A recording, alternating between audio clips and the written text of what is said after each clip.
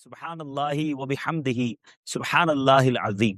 جب اللہ تبارک و تعالیٰ کی یہ دنیا اتنی خوبصورت ہے تو میرے رب کی جنت کیسی ہوگی۔ بڑا ہی پیارا، بڑا ہی مبارک مہینہ محرم الحرام۔ آپ سے گزارش کروں گا یہ مہینہ عبادت میں گزاریے، یہ مہینہ اللہ کی رضا والے کاموں میں گزاریے، اور اس مہینے میں ہو سکے تو خوب روزے رکھیے۔ موسم بھی بڑا معتدل ہے تو کیوں نہ اس مہینے میں روزے رکھ کر اپنے رب کو راضی کرنے والے کام کیے جائیں، اور گویا جنت کی تیاری کی جائے۔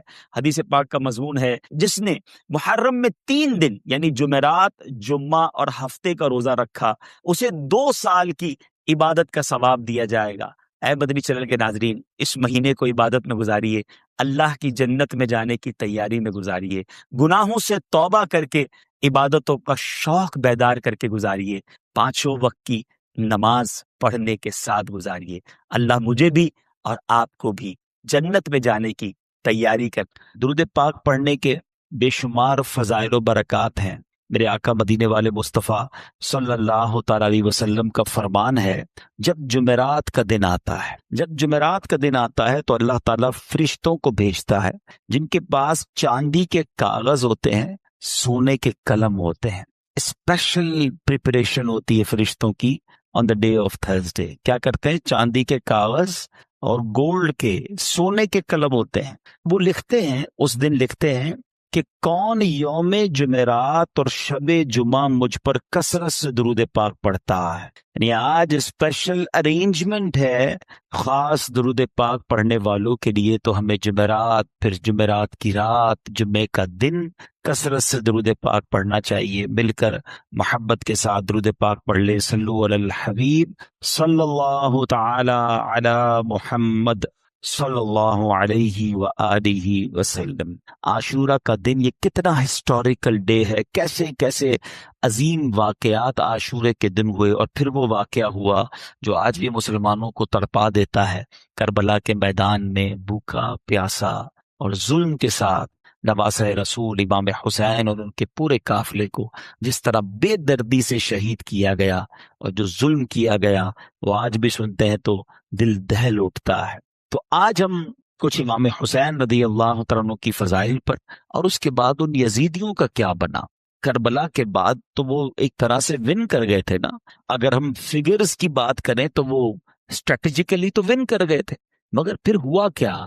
ان کو کیا وہ راس آئی وہ حکومت، اور کیا انہوں نے مزے کیے؟ کیونکہ وہ تو چاہتے تھے کہ امام حسین بھی یزید کی بیعت کر لیں، مگر اس کے بعد کنٹرول کیسا ملا اور ان کا نتیجہ کیا نکلا؟ بہت سارے درس ہیں ہمارے پاس آج کے بیان میں، اور یقیناً یہ دل کو افسردہ کرنے والی باتیں بھی ہیں۔ مگر اس سے پہلے میں کہ آپ کو پیر مہر علی شاہ صاحب، سبحان اللہ، جیسے سیدی اعلیٰ حضرت ہے نا، آئے ہائے، پیر مہر علی شاہ صاحب بھی کمال کی شخصیت ہیں۔ اللہ نے کمال کا عشق رسول عطا فرمایا اور کمال کا علم بھی عطا فرمایا۔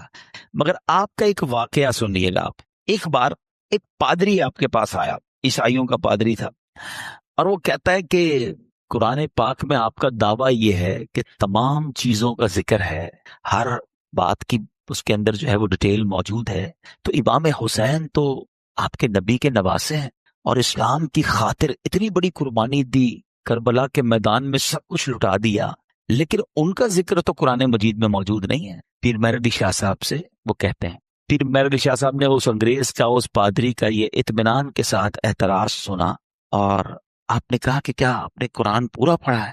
وہ پادری کہتے ہیں ہاں میں نے پورا قرآن پڑھا ہے، اور قرآن میں اپنی جیب میں رکھ کے گھومتا ہوں، جو بکلیٹ تھی قرآن کی وہ ساتھ ہی رکھتا تھا۔ تو آپ نے فرمایا اچھا ایسا کرو کہ قرآن پڑھو میرے سامنے، تم کہتے ہو ذکر نہیں ہے، میں تمہیں بتاتا ہوں کہاں ذکر ہے، قرآن پڑھو۔ کہاں سے پڑھوں گا؟ کہیں سے بھی پڑھو، قرآن جدھر سے بھی پڑھنا ہے پڑھو۔ تو پادری حیران ہو گیا۔ اب قرآن اسٹارٹ کرنے سے پہلے اس نے پڑھی بسم اللہ الرحمن الرحیم۔ پھر مہر علی شاہ صاحب نے کہا بس رک جاؤ، بسم اللہ الرحمن الرحیم پڑھی ہے نا، تو اب غور سے سنو۔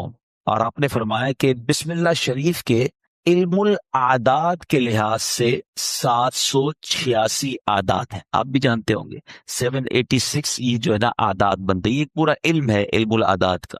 تو آپ نے فرمایا کہ نوٹ کرو بسم اللہ الرحمن الرحیم میں 786 عدد ہیں، اور امام حسین جو لفظ امام حسین ہے اس کے عدد ہیں 210۔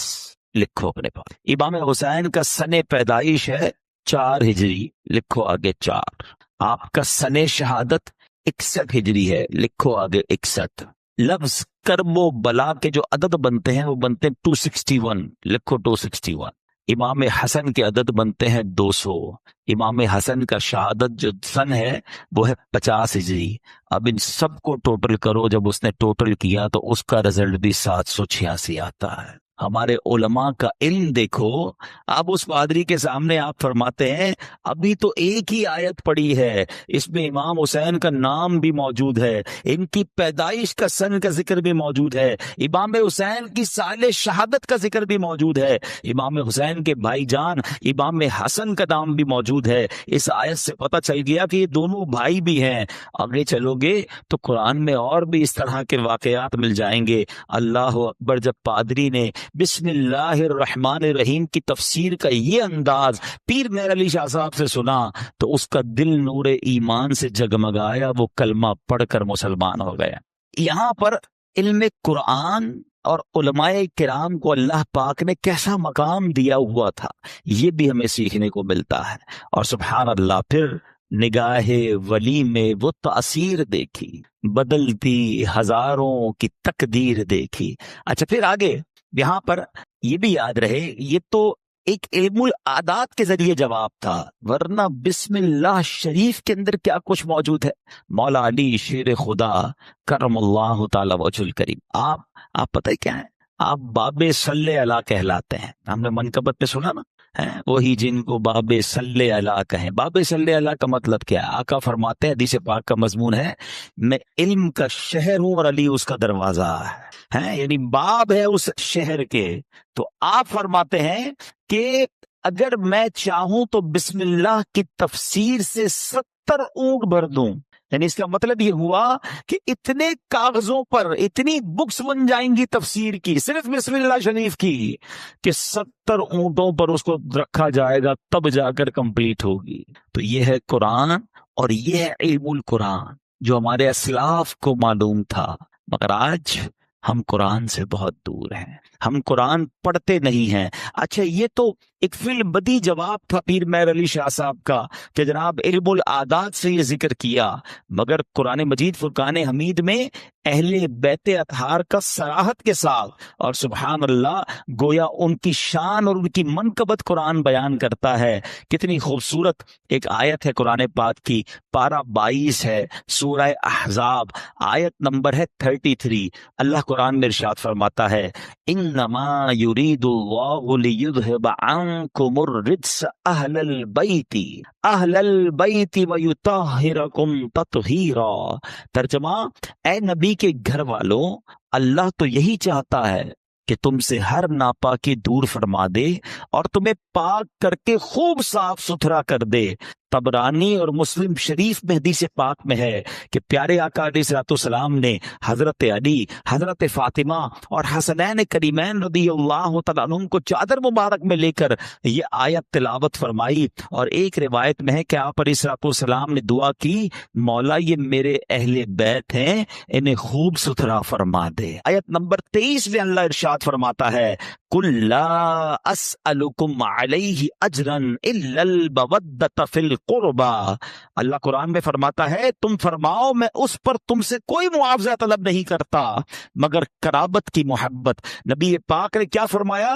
اور کوئی معاوضہ طلب نہیں کر رہا مگر میرے عزیزوں سے محبت کرنا۔ سلطان المفسرین حضرت عبداللہ ابن عباس رضی اللہ تعالیٰ فرماتے ہیں جب یہ آیت نازل ہوئی صحابہ کرام نے عرض کی یا رسول اللہ صلی اللہ تعالیٰ علیہ وسلم، آپ کے اہل قرابت جن سے محبت کا اللہ پاک نے حکم دیا ہے یہ کون ہے؟ فرمایا علی، فاطمہ، سبحان اللہ، اور ان کے دونوں بیٹے یعنی حسنین کریمین رضی اللہ تعالیٰ عنہم۔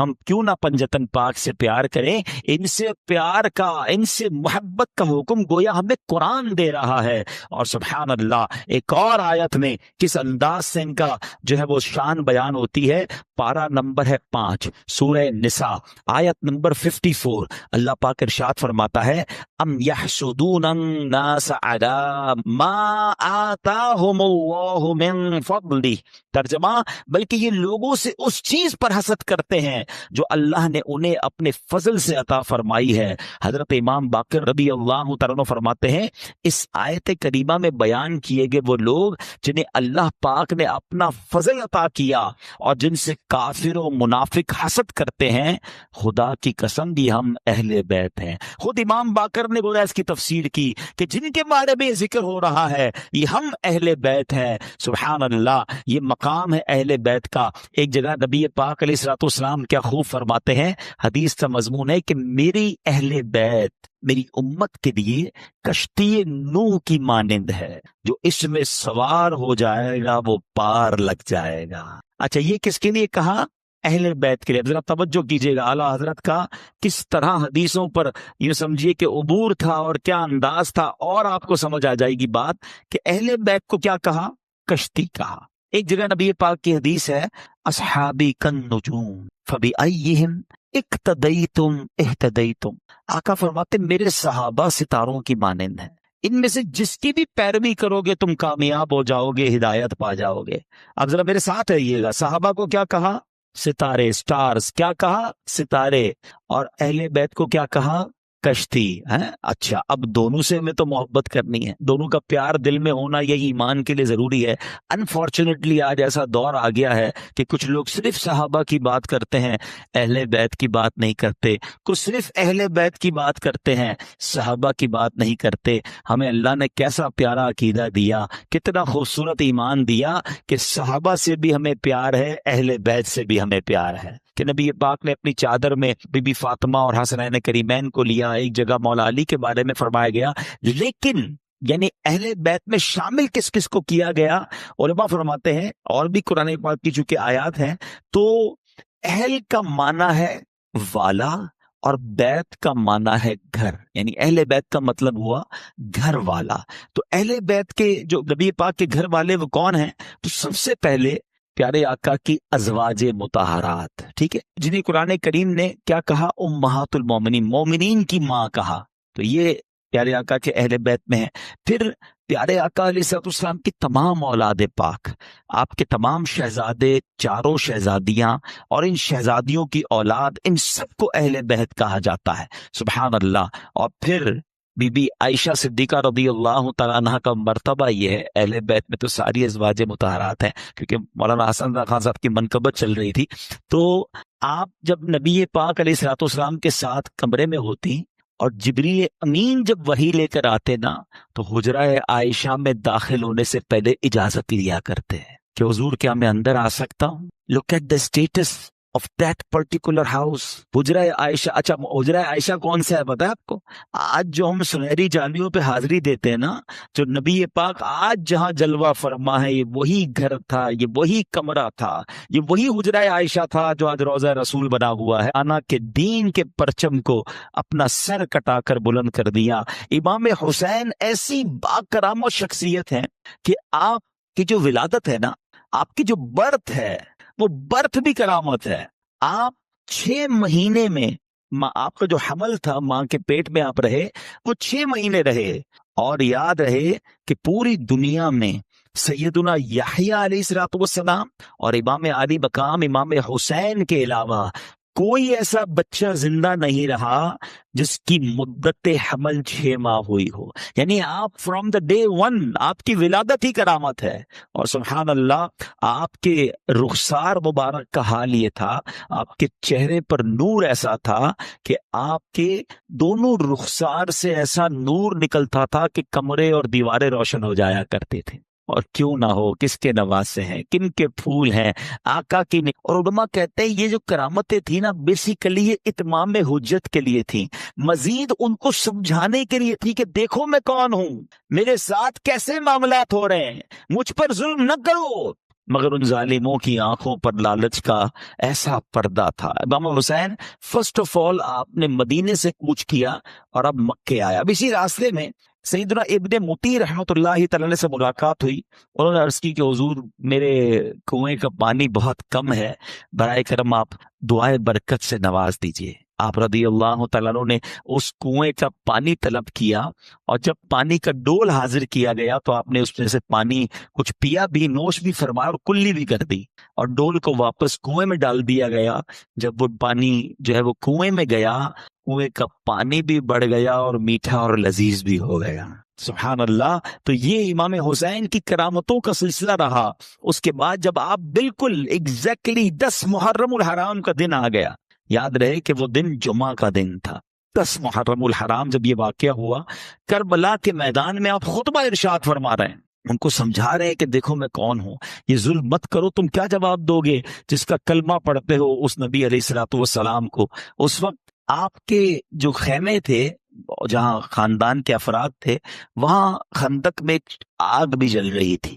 تو ایک بد زبان یزیدی نے بکواس کرتے ہوئے کہا کہ اے حسین، تم نے وہاں کی آگ سے پہلے ہی آگ لگا دی ہے۔ یعنی معاذ اللہ وہ یہ کہنا چاہ رہا تھا کہ اے حسین، مرنے کے بعد بھی تمہیں جہنم کی آگ میں جانا ہے۔ امام علی مقام نے جب یہ سنا تو آپ نے کہا کہ اے دشمن خدا، تو جھوٹا ہے کیا؟ تو یہ گمان کرتا ہے کہ میں دوزخ کی آگ میں جاؤں گا؟ امام علی مقام کے قافلے کے جانثار نے کہا کہ آپ مجھے اجازت دے تو میں ابھی اس کا سر قلم کر دوں۔ آپ نے اجازت نہیں دی۔ آپ نے فرمایا حملے کا آغاز ہماری طرف سے نہیں کرنا، ہو سکتا ہے یہ پرووک کر رہے ہوں، یہ اس لیے ہمیں کہہ رہے ہیں کہ ہماری طرف سے پہل ہو جائے، اور یہ کہیں ہم نے تو حملہ نہیں کیا تھا، امام حسین والوں نے پہلے حملہ کیا۔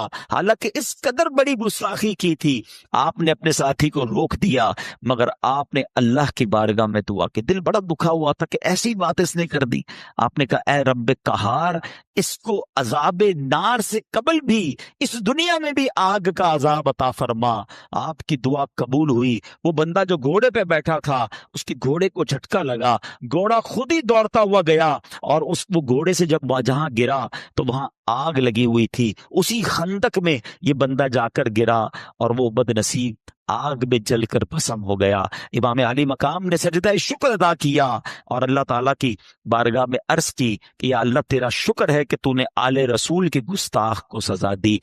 یہاں بھی ان کے سامنے یہ واقعہ ہو رہا ہے، سارے لوگ دشمن سامنے کھڑے ہیں، اور یہ آپ کی دعا قبول ہو رہی ہے، آپ کے گستاخ کو سزا مل رہی ہے، مگر وہ سمجھنے کے لیے تیار نہیں، وہ انڈرسٹینڈ کرنے کے لیے تیار نہیں ہے۔ آپ یقین کریں، جو کربلا کے میدان میں امام حسین نے خطبہ دیا ہے نا، ان یزیدیوں کے سامنے لاسٹ خطبہ، حالانکہ اپنے سارے شہید ہو چکے تھے، مگر پھر بھی، حالانکہ اس وقت تو عام آدمی تو یہ سوچے کہ اب انہوں نے سب میرے بندے مار دیے، اب میں نے ان کو نہیں چھوڑنا۔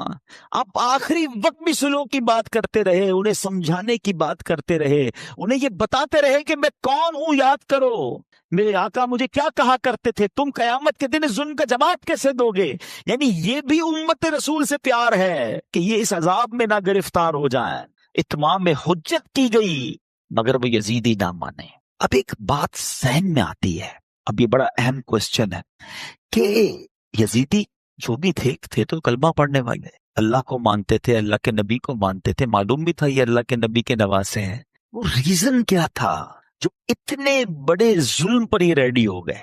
یہ ریزن پکڑنا بہت ضروری ہے، اور یہ ہم سب کو آج سیکھ کر جانا ہے۔ یعنی کوئی بھی محفوظ نہیں ہے۔ میں آپ کو تھوڑا سا آج کل کے زمانے کا 1-2 انسیڈنٹ بتا دیتا ہوں تاکہ آپ کو اندازہ ہو جائے۔ ہم لوگ سمجھ رہے ہوتے ہیں یار یزیدیوں نے اتنا بڑا کام کر دیا، ہم تو کبھی بھی کوئی ایسی غلط حرکت نہیں کر سکتے۔ کوئی اپنے آپ کو محفوظ نہ سمجھے۔ ہاں، بیسک جو ان کے ریزن تھا نا، وہ تھا لالچ، اور وہ لالچ تھی پیسے کی، اقتدار کی۔ جب یہ لالچ طاری ہوتی ہے نا انسان پہ، پہلے تھوڑا سا سمجھیے گا۔ آپ کو لگتا ہے مجھ پہ کچھ بھی ہو جائے، میں ایسا ظلم تھوڑی کر سکتا ہوں، کتنا بھی پیسہ مجھے کوئی دے دے میں جان دے دوں گا، کبھی کسی کو قتل نہیں کروں گا، نواسہ رسول تو بہت دور کی بات ہے۔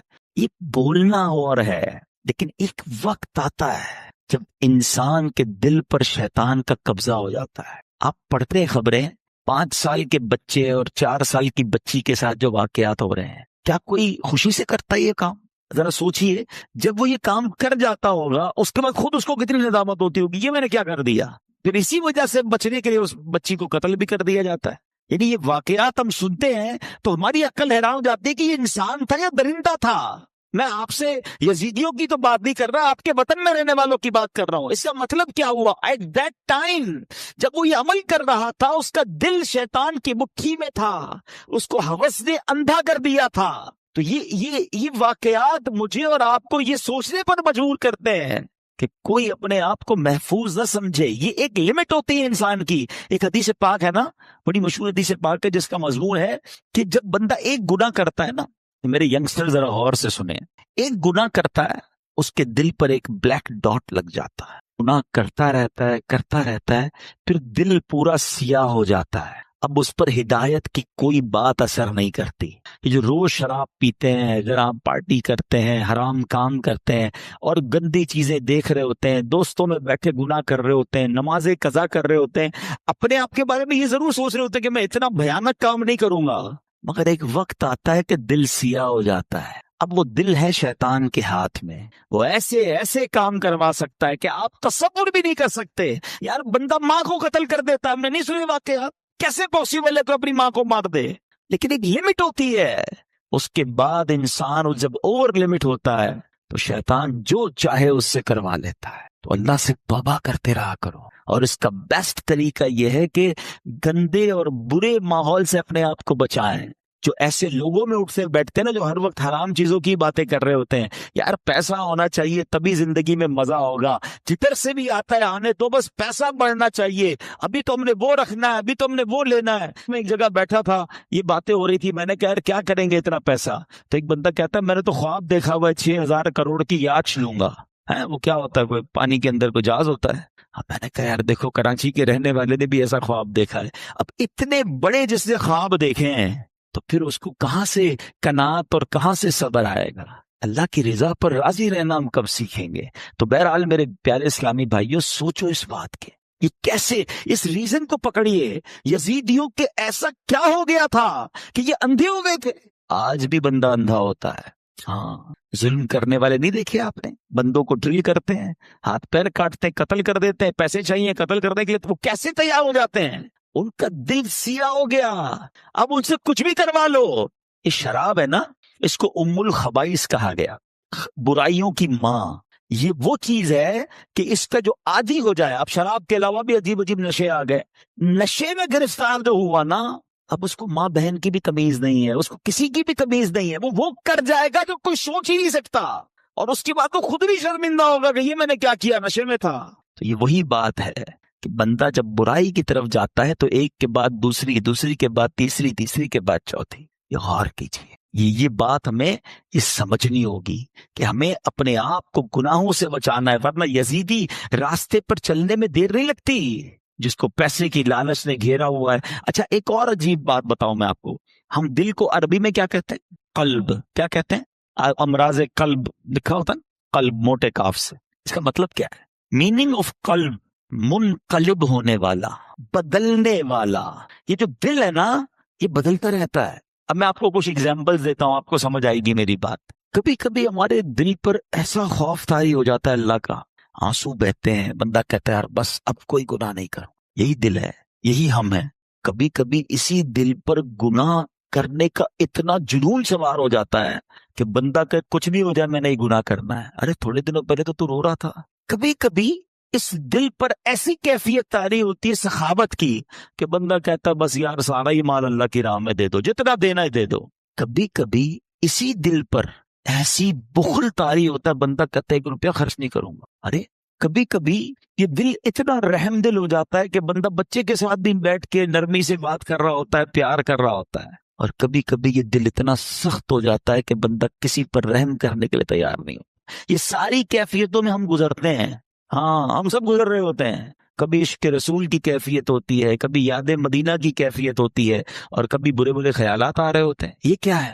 یہ اس کے بارے میں علماء نے لکھا, یہ دل جو ہے نا ایسا ہے کہ ریگستان میں ایک پتا پڑا ہوا ہے, ہوا جدھر آئے ادھر پتا اڑ جاتا ہے, دل اسی طرح بدلتا رہتا ہے. اور اب اس کنسیکوینس کو ذہن میں رکھ کے اب میرے آقا کی دعا سنو. اللہ کے حبیب دعا کرتے ہیں, یا مقلب القلوب حبت قلبی علی دینک. اس دعا کا مطلب پتہ ہے؟ تو دعا کرنے والا کون ہے؟ کونین کے والی اللہ کے حبیب علیہ الصلوۃ والسلام, جن کے صدقے مجھے اور آپ کو ایمان ملا, وہ دعا کر رہے ہیں. اے دلوں کو پھیرنے والے, میرے دل کو اپنے دین پر ثابت قدمی عطا فرما. کیونکہ یہی دل بدلتا ہے تو بندہ کافر ہو جاتا ہے، مرتد ہو جاتا ہے، کسی غلط عقیدے میں چلا جاتا ہے، کسی اور کے خیالات سمجھ آنے لگ جاتے، کیونکہ دل بدلتا رہتا ہے۔ تو دل کو اس طرح بے پرواہ نہ چھوڑ دو، اس کی بھی حفاظت کرنی ہے، اور اس کو بھی اسٹیڈ فاسٹ صحیح راستے پر رکھنا میری اور آپ کی ذمہ داری ہے۔ دعائیں کریں، اپنے دل کے لیے دعائیں کریں، اور پھر ایسے ماحول میں رہیں۔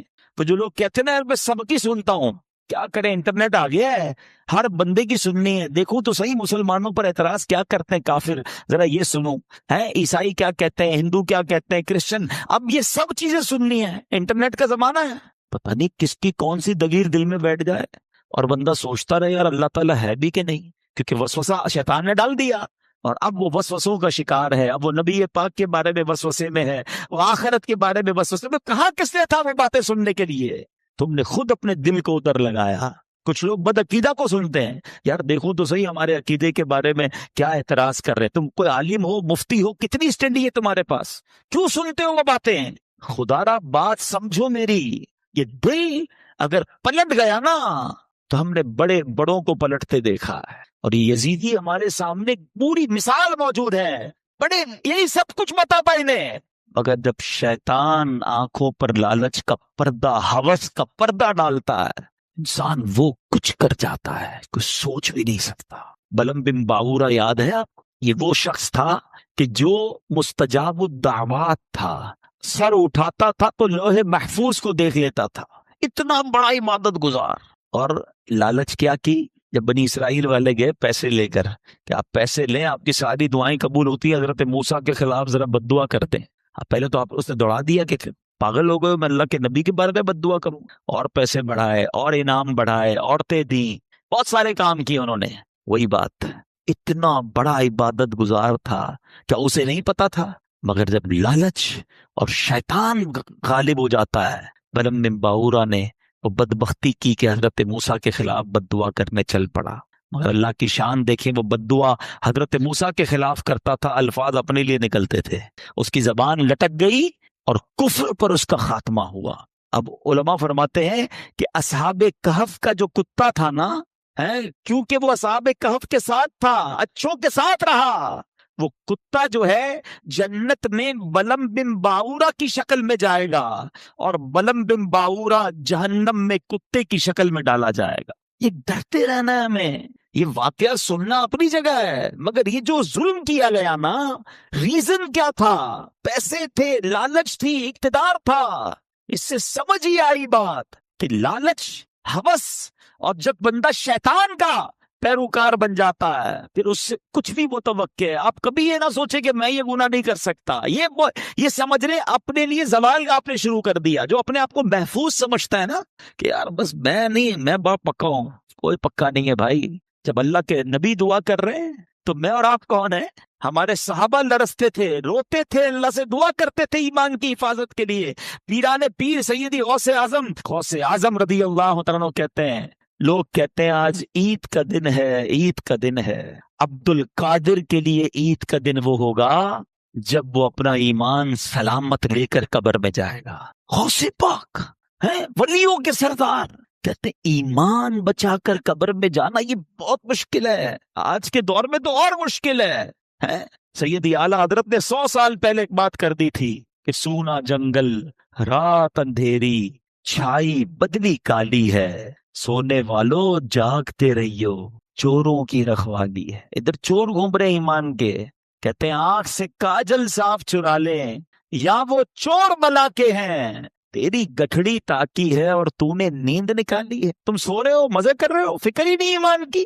ایمان کی فکر کرو، اعمال کی فکر کرو، اچھی صحبت بہت ضروری ہے۔ آج بھی یزیدی ٹولہ موجود ہے جو لوگوں کے ایمان چھیننے کے لیے اور برائیوں کی طرف مسلمانوں کو لگانے کے لیے تیار ہے۔ ہمیں ڈھونڈنا ہے آج کے دور میں بھی حسینی لوگوں کو کہ وہ کون ہے جو سچے پنجتن کے غلام ہیں اور ہمیں حسینی طریقے پر چلاتے ہیں اور پکڑ پکڑ کر ہمیں گناہوں سے بچاتے ہیں۔ ہمیں اللہ کی اس نعمت پر اللہ کا شکر ادا کرنا چاہیے جو دعوت اسلامی کی صورت میں ہمیں یہ ماحول ملا ہوا ہے۔ اللہ اس ماحول پر ہم سب کو استقامت عطا فرمائے۔ اب میں آپ کو بتاتا ہوں ان ظالموں نے کرنا تھا جو کر لیا، ہوا کیا؟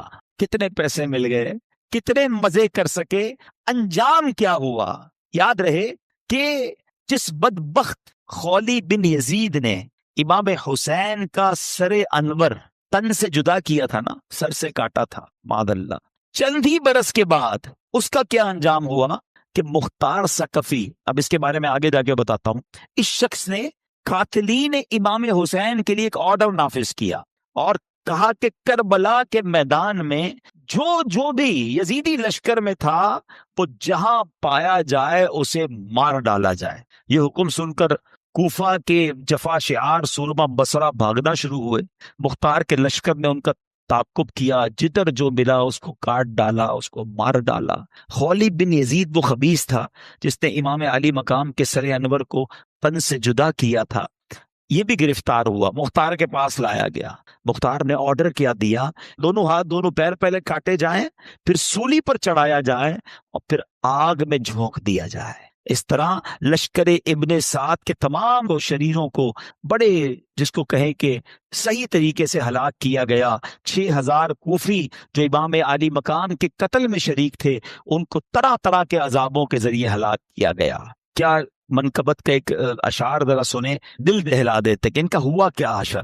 آپ فرماتے ہیں، اے تشنگان خون جوانان اہل بیت، دیکھا کہ تم کو ظلم کی کیسی سزا ملی، رسوائے خلق ہو گئے، برباد ہو گئے، مردود و تم کو ذلت ہر دو سرا ملی، دنیا پرستو دین سے منہ موڑ کر تمہیں دنیا ملی نہ عیش و طرب کی ہوا ملی، تم نے اجاڑا حضرت زہرا کا بوستان، تم نے اجاڑا حضرت زہرا کا بوستان، تم خود اجڑ گئے تمہیں یہ بد دعا ملی، آخر دکھایا رنگ شہیدوں کے خون نے، سر کٹ گئے امانت تمہیں ایک ذرا ملی۔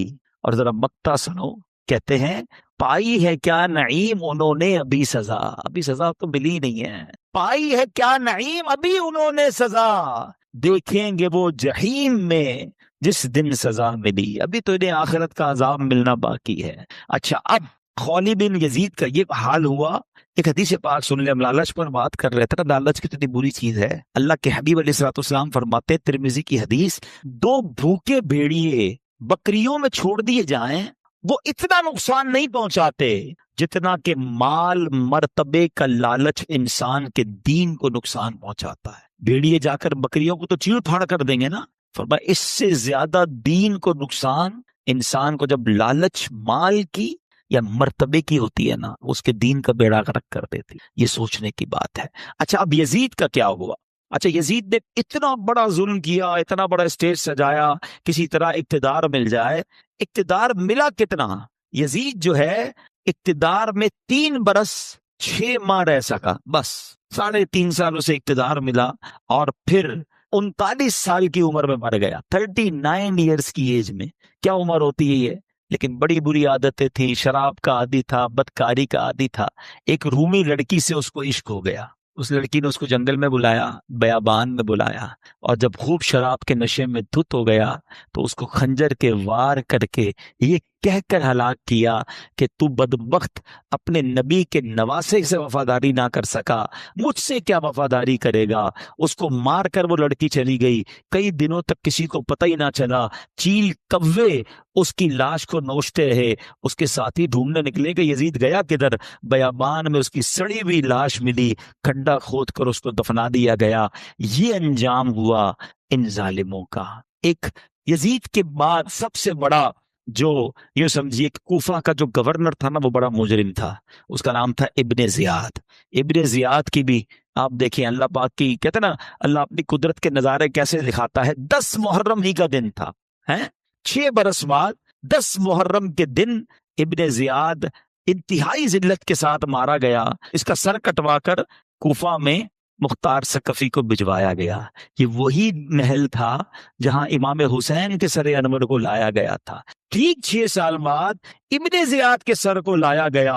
اب اس کا جب سر رکھا گیا تو ایک بڑا سا سانپ آیا اور اس کے سر کے اندر داخل ہو گیا۔ پورے محل کے لوگ ڈر گئے، کبھی آنکھوں میں جاتا، کبھی ناک میں جاتا۔ تو میرے پیارے اسلامی بھائیوں، یہ واقعات ان یزیدیوں کا انجام ہمیں بتاتا ہے کہ ظلم جو ہے نا وہ زیادہ دیر نہیں چلتا ہے۔ اگر دنیا میں آج بھی کوئی ظلم کر رہا ہے، کسی کا مال دبایا ہوا ہے، کسی کا حق دبایا ہوا ہے، کسی کی زمین پہ قبضہ کیا ہوا ہے، کسی کو ویسے ہی ڈرا رہا ہے، وہ یہ نہ سمجھے کہ یہ پائیدار ہے۔ ظالم کا انجام جو ہے نا وہ بڑا ہی عبرتناک ہوتا ہے، پھر دنیا تماشا دیکھتی ہے، اور مظلوم جو ہے اللہ اسے ترقی دیتا ہے، اللہ اسے عروج دیتا ہے۔ قرآن مجید فرقان حمید میں اللہ کریم نے ظالموں کے بارے میں کیا فرمایا؟ اللہ فرماتا کذالک اخذ ربک اذا اخذ القری وہی ظالمہ ان اخذہ علیم شدید۔ اللہ فرماتا اور ایسی پکڑ ہے تیرے رب کی جب بستیوں کو پکڑتا ہے ان کے ظلم پر، بے شک اس کی پکڑ دردناک کرری ہے۔ اللہ جب پکڑتا ہے نا تو پھر اس کی لاٹھی بے آواز ہے، پھر پتہ چلتا ہے ظالموں کو کیسے تتر بتر ہو جاتے ہیں۔ بڑے بڑے ظلم کرنے والے آئے، ان کا نام لینے والا کوئی نہیں۔ تو میرے بیچ اسلامی بھائیوں، ظالم ہونا یہ یزیدی طریقہ ہے، مظلوم ہونا یہ حسینی طریقہ ہے۔ کبھی ظلم ہو بھی جائے نا تو ظلم کا بدلہ ظلم سے نہیں دیا جاتا، اس نے ہمارے بندے مارے ہم اس کے بندے مار دیں۔ آج کل ہی ہوا ہے، دشمنیاں چلتی ہیں ہمارے یہاں نہیں تو کبھی قبائلی علاقوں میں چلے جائیں۔ ہمارا جب دورہ ہوتا ہے بلوچستان میں اور اندرون سندھ میں تو پتہ چلا وہ خاندانی اور قبائل کی لڑائی چل رہی ہے، انہوں نے ہمارے بندے مارے، ہم ان کے مارے گئے، اسی چکر میں زندگیاں گزر گئیں۔ ختم کریں ان چیزوں۔ ظلم کرنے والا کبھی کامیاب نہیں ہوتا، اللہ مظلوم کے ساتھ ہوتا ہے، مظلوم کی دعا سنی جاتی ہے۔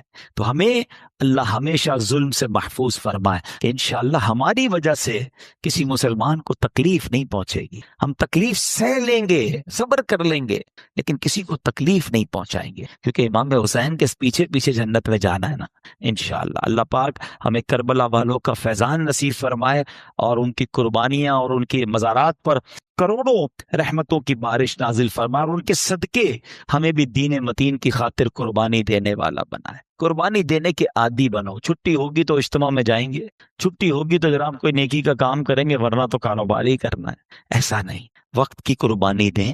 ناظرین، آج بات کرتے ہیں عاشورہ کے دن کی۔ کیا اہمیت اس دن کی، کتنا مبارک اور کتنا اہم دن ہے۔ اسلامی سال کا پہلا مہینہ محرم الحرام اور خاص طور پہ اس کی 10 تاریخ عاشورہ جو ہے اسلامی تاریخ میں خاص اہمیت رکھتا ہے۔ ایک ایسا دن ہے جس میں اتنے بڑے بڑے واقعات ہوئے کہ جب پڑھتے ہیں تو عقل حیران ہو جاتی ہے، مگر آج اسپیشلی ہم بات کریں گے امام عالی مقام، امام عرش مقام، امام حسین رضی اللہ تعالی عنہ کی شہادت والے دن یوم عاشورہ کو جو واقعہ ہوا۔ عاشورہ کے دن کے بارے میں نبی پاک علیہ الصلوۃ والسلام کا فرمان کیا ہے؟ میرے آقا علیہ الصلوۃ والسلام نے خود اس دن کا روزہ رکھا اور صحابہ کرام علیہم رضوان کو بھی اس دن روزہ رکھنے کا حکم ارشاد فرمایا۔ بلکہ اسلام سے قبل بھی لوگ اس دن کی تعظیم کرتے تھے، ادب و احترام کی وجہ سے اس دن کا روزہ رکھا کرتے تھے۔ ہمیں بھی چاہیے کہ عاشورہ کا روزہ رکھیں۔ اب عاشورے کے دن ہم نے کیا کیا کام کرنے ہیں؟ آج یوں سمجھے کہ کچھ عاشورہ کی عبادت کے بارے میں بات کرتے ہیں۔ عاشورہ کا روزہ گناہوں کو مٹا دیتا ہے۔ جی ہاں، نبی پاک صلی اللہ تعالیٰ علیہ وسلم کا فرمان عالی شان ہے، اور یہ مسلم شریف کی حدیث ہے کہ مجھے اللہ پاک کے کرم سے امید ہے کہ عاشورہ کا روزہ 1 سال قبل کے گناہ مٹا دیتا۔ سبحان اللہ۔ اسی طرح میرے آقا علیہ الصلوۃ والسلام کا فرمان ہے کہ جو 10 محرم کو اپنے بچوں کے خرچ میں فراخی کرے، یعنی ان کے لیے اچھا کھانا پکائے اور ان کے لیے خرچ زیادہ کرے، تو اللہ پاک سارا سال اس کو فراخی دے گا۔ اور حضرت سفیان ثوری رحمت اللہ تعالی فرماتے ہیں کہ ہم نے اس حدیث کا تجربہ کیا تو ایسا ہی پایا۔ اب ناظرین، آئیے عاشورہ کا دن ہم اور کیا کیا نیکیاں کر سکتے ہیں، تو میں خاص 12 نیکیاں بتاتا ہوں جو ہم نے اس بار نیت کر لیں عاشورہ کے دن کرنی ہے۔ نمبر 1، روزہ رکھنا ہے، صدقہ کرنا ہے، نفل نماز پڑھنی ہے 1000 مرتبہ قل هو اللہ شریف۔ پھر نمبر 5، علماء کی زیارت کرنا۔ نمبر 6، یتیم کے سر پر ہاتھ پھیرنا۔ نمبر 7، اپنے اہل و عیال کے رزق میں وسعت کرنا۔ نمبر 8، غسل کرنا۔ نمبر 9، سرما لگانا۔ نمبر 10، ناخن تراشنا۔ نمبر 11، مریضوں کی بیمار پرسی کرنا۔ اور نمبر 12، دشمنوں سے ملاپ یعنی صلح و صفائی کرنا۔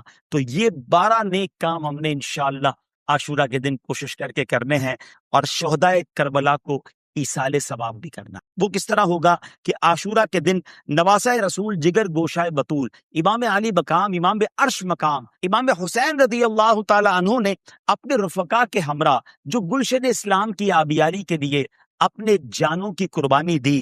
ہمیں اس دن شہدائے کربلا کے اثار ثواب کے لیے قرآن خوانی، ذکر و درود اور نظر و نیاز کا بھی اہتمام کرنا چاہیے. حدیث پاک کا مضمون ہے، میرے آقا صلی اللہ علیہ وسلم نے فرمایا، جس نے مجھ پر ایک بار درود پاک پڑھا، اللہ پاک اس پر 10 رحمتیں بھیجتا ہے، اس کے نامہ اعمال میں 10 نیکیاں لکھتا ہے. ایک درود پاک پر آپ کو 10 نیکیاں بھی مل رہی ہیں، اور فرمایا 10 رحمتیں بھی نازل ہو رہی. ایک اور حدیث میں ہے کہ 10 گناہ بھی معاف ہو جاتے ہیں. اب ایک درود پڑھنے سے اتنا کچھ ملتا ہو تو بندہ کثرت سے درود پاک پڑھتا رہے.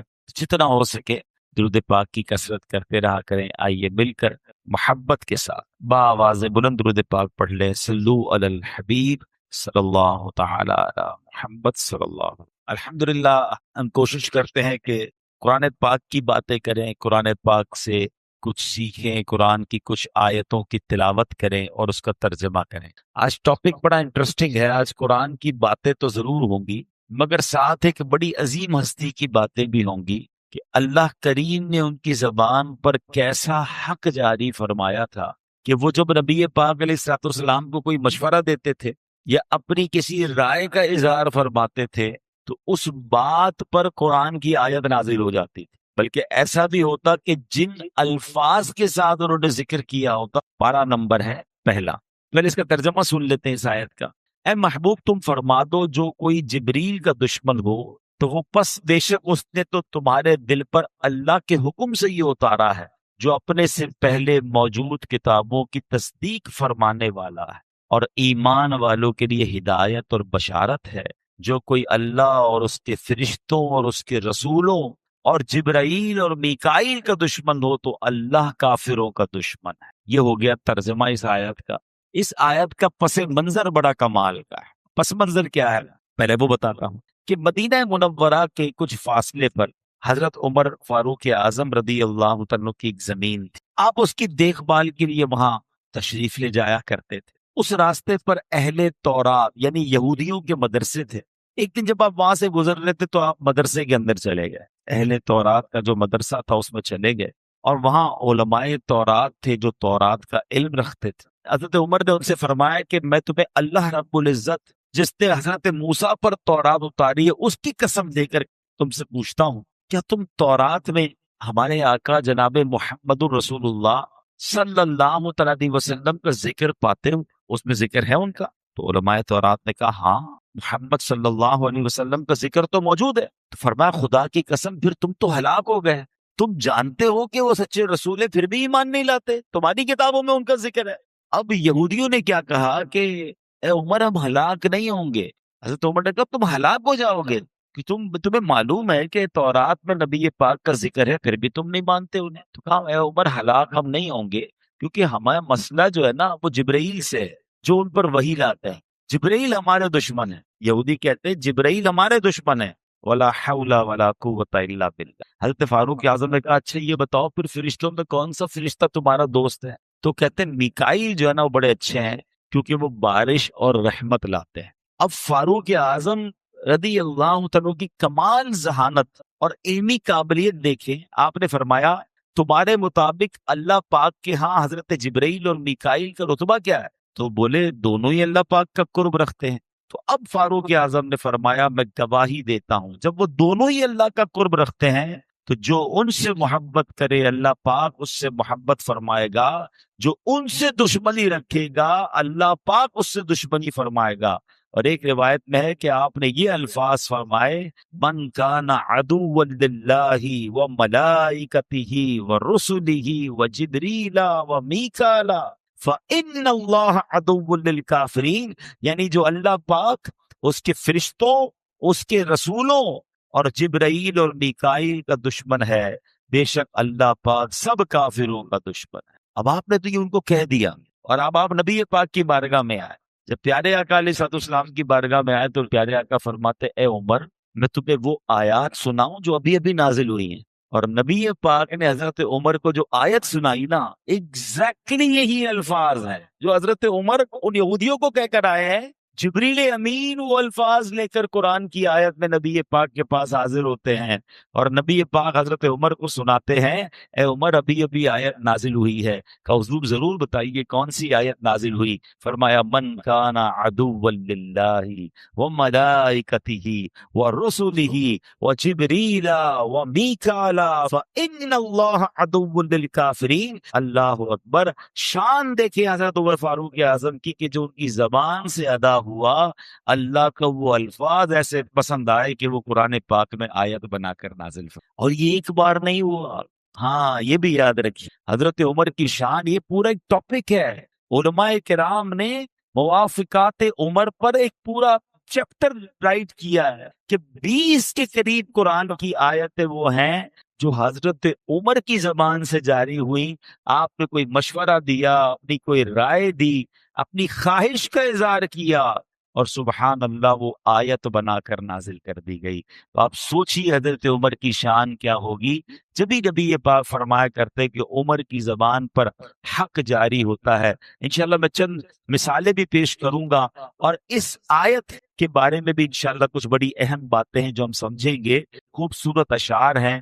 ملی تائید خدا، تائید حبیب خدا، مل گئی تائید اصحاب خیر الورا، دیا حق نے ان کا ساتھ ہے، فاروق اعظم کی کیا بات ہے، پے کرے صدق و صفا ان کے، حق میں رسول خدا کی دعا، جب بھی کچھ کہے حق تیرے ساتھ ہے، فاروق اعظم کی کیا بات ہے۔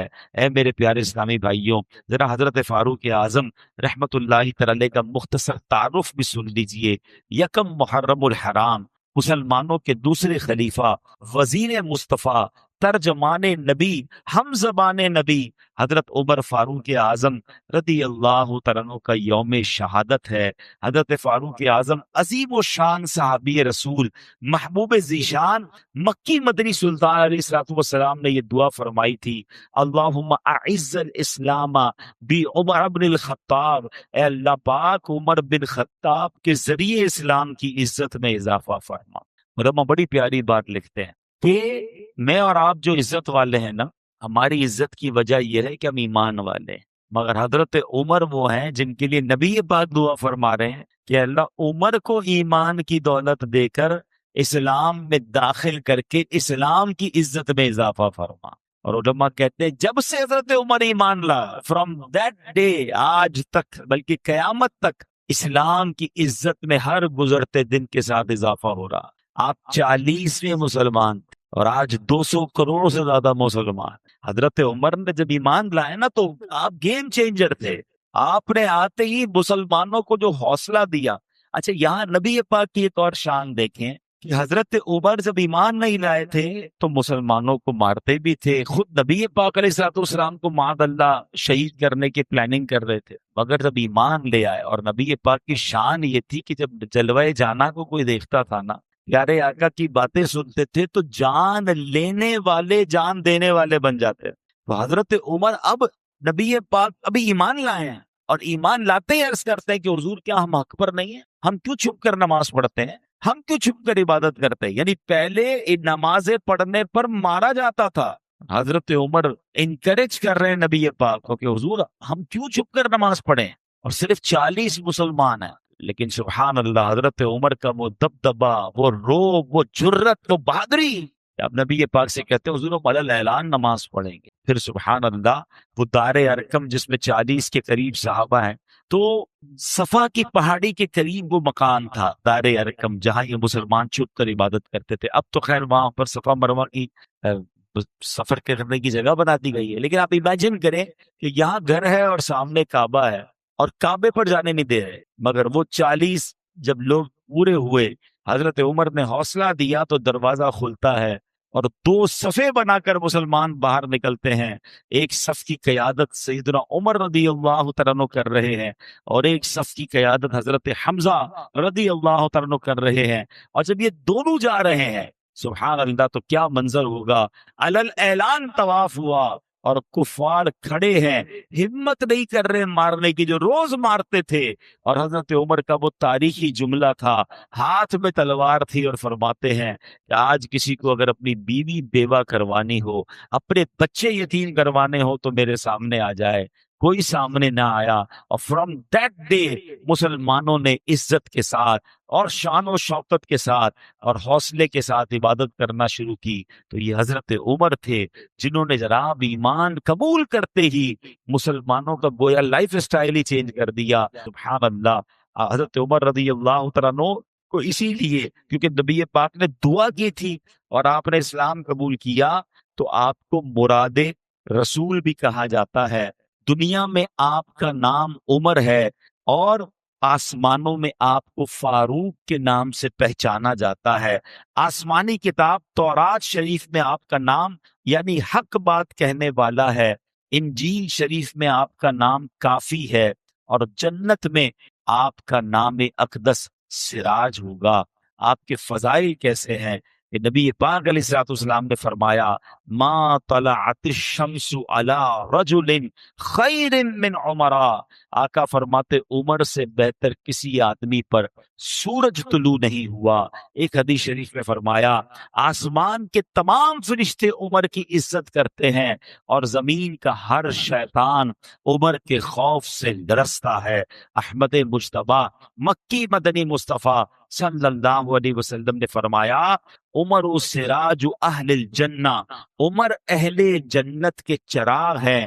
مزید ارشاد ہوا ھذا رجل لا يحب الباطل، یعنی عمر وہ شخص ہے جو باطل کو پسند نہیں کرتا۔ حضرت عمر کی بڑی ایک پیاری دعا تھی، میں چاہتا ہوں ہم بھی یہ دعا کرتے ہیں۔ حضرت عمر دعا کرتے تھے اللہم ارزقنی شہادتا فی سبیلک واجعل موتی فی بلد رسولک صلی اللہ تعالی علیہ وسلم۔ آپ کی دعا کا مطلب کیا ہے؟ اے اللہ مجھے تیری راہ میں شہادت نصیب فرما، اور تیرے نبی کے شہر مدینے میں موت عطا فرما۔